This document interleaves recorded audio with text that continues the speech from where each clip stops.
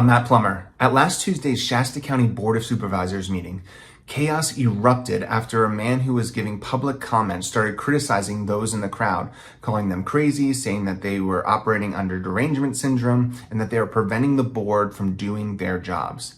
Here is a taste of what that looked like. Why don't we focus on what's going on around here? Everybody drop your derangement.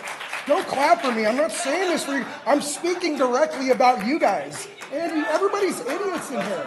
This is embarrassing. Dude, I haven't been here. This is the first time I've been here in a year, and nothing, literally, if I went back a year, it's the exact same meeting, except a couple different people. It's embarrassing, man. What have you guys, has anybody accomplished anything other than these guys? And you guys are next on my list. Okay, we know what happens when you guys divide. This is what happens. What happens when you guys come together? Have you guys even thought about that? Are you sick and tired of this shit? Because I am. Because I quit coming a year ago because this is a way. I had to take days off work. It cost me $200 to take a day off work to come in here and listen to these idiots. Patty, where are you at? What happened with Patty? Like, these were smart people a year ago. You guys have all lost your freaking minds.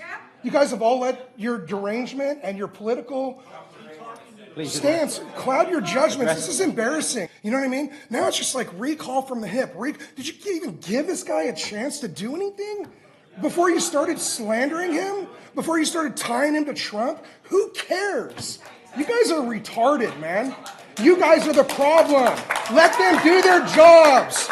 Dude, you know what? That's why I put concerned citizen, because I know your shtick, dude. What you do is you find somebody's name and then you start attacking their business and their character. Quiet from the floor. Problem. As you could see in the video, the comments from this man prompted reactions from a lot of people in the board chambers that day who began to yell out and disrupt the meeting. The person giving comments continued to do that, trying to speak over them. Eventually, the board chair issued a warning to one of the members in the crowd, saying that he was disrupting the meeting. That warning was not heeded.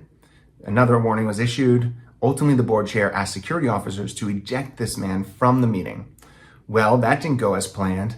The man who was ejected stayed in the meeting, as well as a number of people who appear to be sympathetic to his cause. And so the board chair then issues a 15-minute recess. Well, that 15-minute recess turned into a 2-hour recess before the board chambers were back open to the public and the meeting was resumed. Here's a little bit of what that looked like. Hey! The clown running the circus. This is what I'm talking about. Hang on one second, please, if you would. Do something. Please, quiet from the floor. Nathan, your second warning. In the back. This is your third warning. This is your third warning. Come on, man. Come on, man. One more time and you are out. Jeff, quiet from the floor, please. Quiet from the floor. See what happens when somebody actually literally starts speaking the truth? Nobody can handle it. Security, would you please remove this Nathan goes on for me, because please? you guys allow Please it. remove him. He had 6 chances before you gave him his first chance. I just want to say that right now. Dude, this is... Thanks, sir. Quiet from the floor. Quiet from the floor. Quiet from the floor. Everybody that's acting like an ass in here. You know what I mean? Concerned citizen, thank you. Your time is up. Thank you.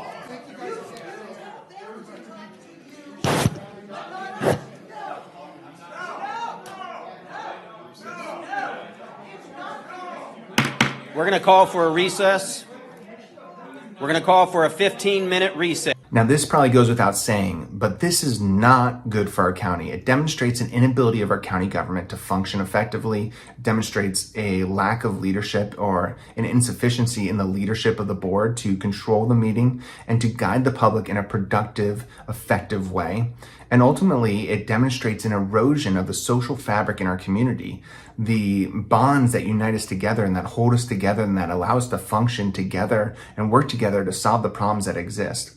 So we need to fix this. What would I have done differently? Well, in that moment, I would have done 2 things differently.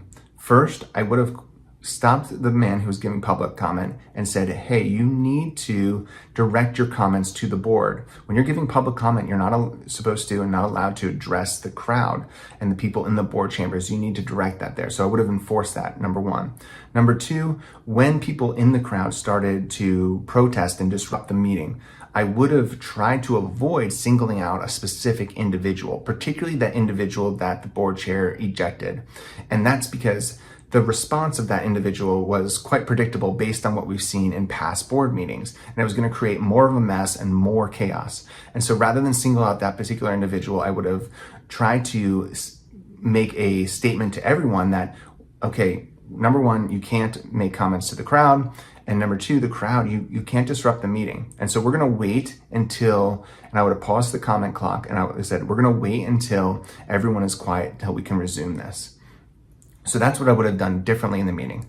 We also need to take action beyond that to change the culture of what is happening in these meetings. And I would do three things. First of all, I would model respectful, decent, honorable behavior among my fellow board of supervisors. Right now we have, our board attacking each other, trying to make each other look bad, and that behavior is demonstrating to the public who show up what is acceptable in the board chambers. And we need to change that. We need to change that right away. We need to work as a team. We have enough challenges that exist that we need to work as a team to address those and solve those. Number two, I would reach out to the individual who's ejected and say, can we meet and can we talk about, what are the frustrations you have? And let's look for a win-win. I mean, there's going to be disagreements, I would imagine, but can we find some common ground of way we can move the county forward in a productive way that doesn't involve, being very disruptive on both sides? And so can we figure out a win-win here? And number three, I would consistently enforce the policies around public comment in the board meetings. So we can't allow some people to go over the 3-minute length and then other people get cut off right away. And so it doesn't matter if we like what they're saying or we don't. We need to enforce that consistently. We need to enforce the policy of speaking directly to the board. And we need to have a consistent response when there is disruption in the meeting from those in the board chambers.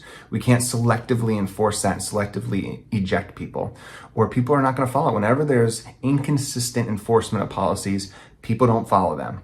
And that is what we're seeing now. And so we need, a different approach to leadership, one that is collaborative, one that honors and respects each other even when we disagree, and that creates and models a different culture of how we in Shasta County, despite our disagreements, can work together to make real progress on the challenges that we can all agree exist.